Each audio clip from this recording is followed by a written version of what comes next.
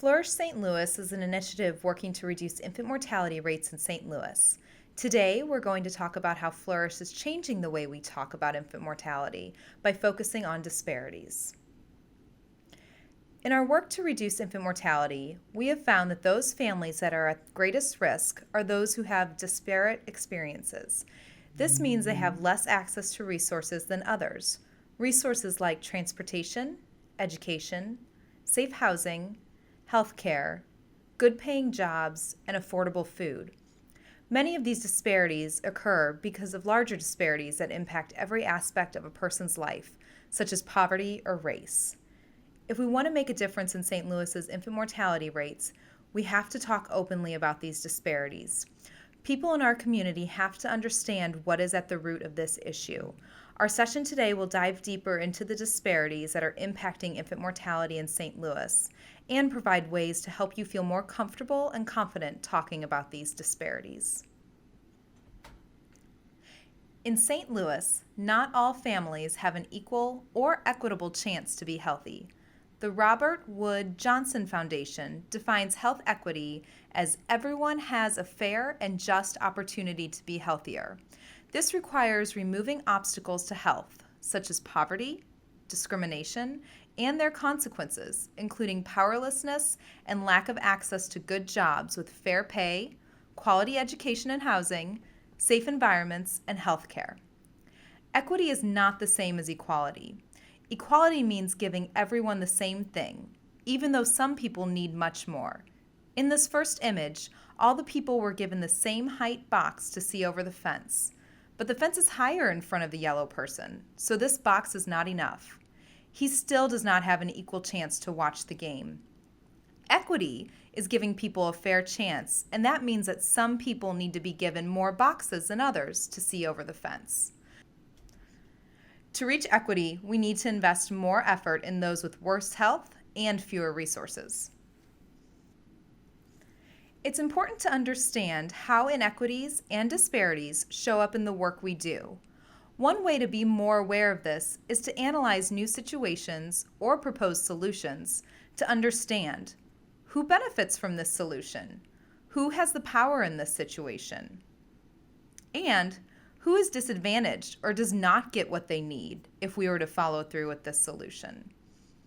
Ultimately, we need to ask, how do we mitigate this gap? How do we restructure resources so those with the greatest needs get the most attention? In Missouri, St. Louis and the Boot Heel region are both facing alarmingly high infant mortality rates. Racial inequities are at the core of the infant mortality crisis in St. Louis, while the Boot Heel is experiencing inequities in the sense of poverty. Both situations are creating inequities for families and impacting the well-being of their babies. Let's take a look at racial inequities in St. Louis. While only 40% of the babies born in our region are Black, more than 66% who die before they turn 1 are Black. Black babies in St. Louis are 3 times more likely to die than white babies.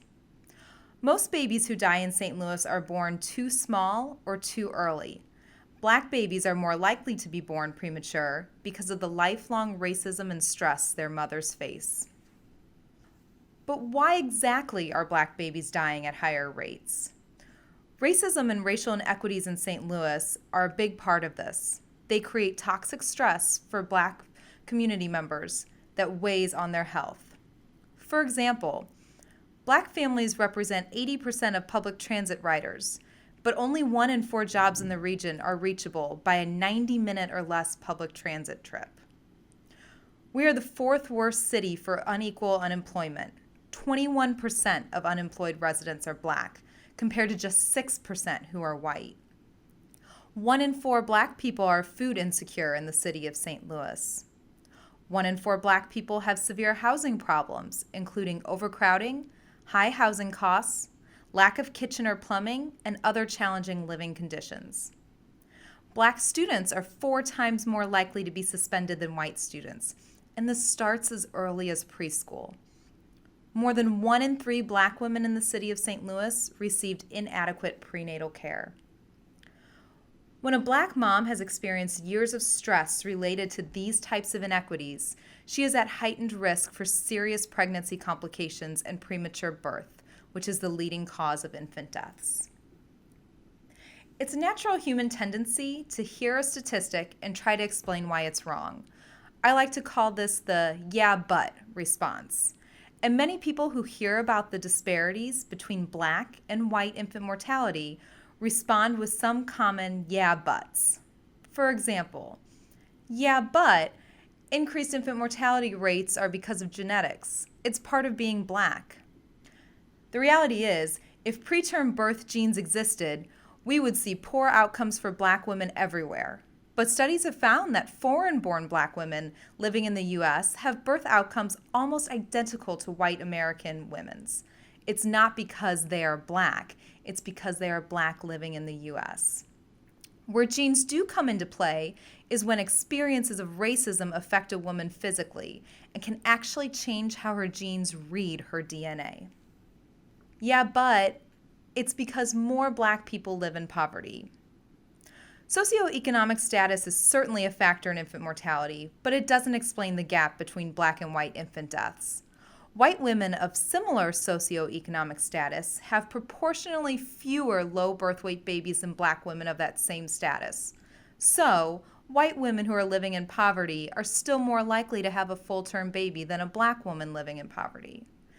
And actually, high-income black women are still at greater risk of losing a baby than a low-income white woman. So socioeconomic status cannot explain this away. Some people say, yeah, but it's because some black people do not have access to as good of an education. And this just isn't true.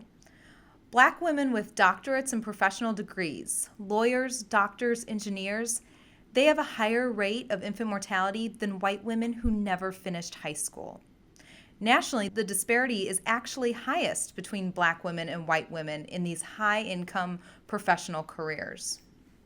Others may say, yeah, but it's because black women are more likely to be obese and have other health issues.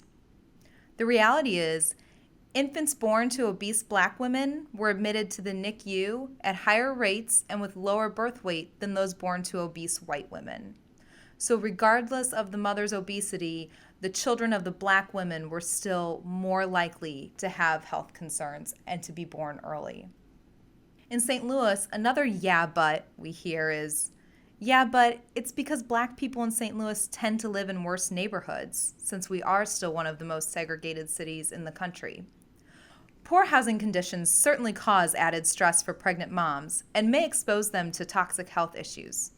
However, reports of racial discrimination are higher for blacks who live in majority white, middle-class neighborhoods. So it's these black women who are living in the suburbs, in Chesterfield and other places in St. Louis that are considered middle-class neighborhoods that are actually experiencing the most racial discrimination. None of these issues by themselves explain why black babies are dying more often than white babies. Ultimately, it comes down to the holistic experience of being black, of living in a society characterized by consistent microaggressions based on race, as well as macroaggressions resulting from systemic racism. When it comes to infant mortality, systemic racism puts black families at a disadvantage, leading to much higher rates of infant mortality than white families. Systemic racism describes centuries of policies and practices that control how institutions, our government, healthcare, education, social services, create, manage, and distribute resources. Often, these policies and practices work to help certain people stay in power and to keep others, particularly people of color, from getting the resources they need. We cannot close the infant mortality gap without ending systemic racism. Individual-focused solutions, like making sure more moms take folic acid or promoting safe sleep practices, will never be enough. We have to change the systems. The institutions that serve our communities are designed by white people to address the needs of white people and were designed many, many years ago. They don't always work for black people. They don't work for today, and they don't provide the extra resources that Black people today need to have an equitable chance. In addition, the experience of being Black in the U.S. and living through daily occurrences of systemic racism has a physical toll on people's health. Growing up as a Black female in the U.S. is not good for your health. The stress of living in a society characterized by systemic racism has a direct impact on the health of Black people and their children. Racism takes a toll on Black children before they leave the womb, and the chronic stress of being a Black woman increases the risk of delivering a premature, low birth weight baby. It's not because of genetics. Women in Africa have similar infant mortality rates as white women in the U.S. However, within one generation of coming to the U.S., African-born women have significantly higher rates of infant mortality than whites because of the experience of living as a Black person here in the U.S. A Black woman's experience with racism throughout her life, not just during pregnancy, creates stress that contributes to actual physical changes in her body. The stress she experiences starts to change how her cells read her DNA, and does the same to her child. These stresses can disrupt her immune, vascular, metabolic, and endocrine systems and cause cells to age more quickly. For pregnant Black women, those years of stress can cause inflammation and hormone changes that trigger premature labor and birth. Now imagine being a Black woman whose ancestors have faced racism for some 20 generations. Your body literally has a biological memory of the trauma your ancestors experienced. Living through racism also puts a woman's own life at risk. Black women are 243% more likely to die from pregnancy-related complications than white women. Here at Flourish, we've committed to improving systems in St. Louis, so we have zero racial disparities in infant mortality by 2033. We're doing that in a couple different ways. We are restructuring how we work to put Black moms and dads at the center of decision making so they can drive all future efforts. This way, their lived experience will be at the center of all we do. We are also pursuing solutions based on their ability to improve conditions for Black families and close the gap. For example, sleep-related deaths account for only a small number of infant deaths in St. Louis, but Black babies are 4 times more likely to die in their sleep than white babies. This is why we have focused efforts on safe sleep education and portable crib distribution, because it can help close the racial disparity gap. And we are changing how we talk about infant mortality, so we are clearly acknowledging that racial inequity is at the root of this. You've noticed that today in how we talk in this session. When it comes to talking about disparities, too often we worry about being as PC as possible. But this can actually make the issue sound less serious than it is. Being bold is necessary to break through to people, especially if this is a new concept for them. Instead of talking around the issue, we have to be straightforward.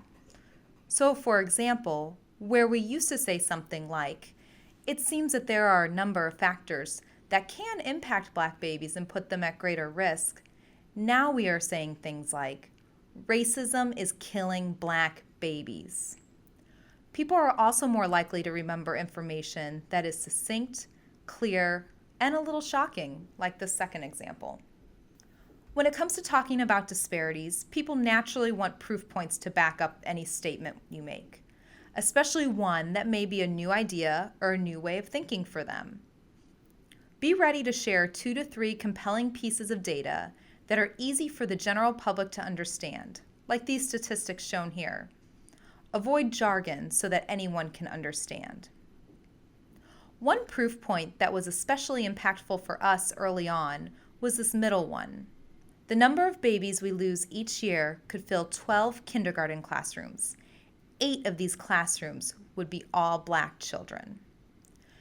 People can quickly visualize their own kindergarten classroom, or perhaps their child's classroom.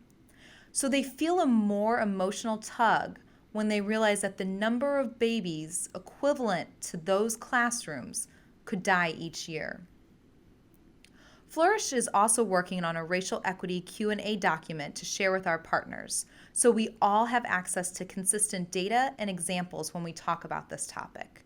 This will help all of us expand our networks and let more people know and understand how racial disparities are impacting infant mortality. Finally, we always think about stories. Data is convincing for some people, but often others need to hear a real story of impact to connect to what you're saying. At Flourish, we're doing this by telling real stories of what Black families are facing in St. Louis, often doing so directly in their own voices.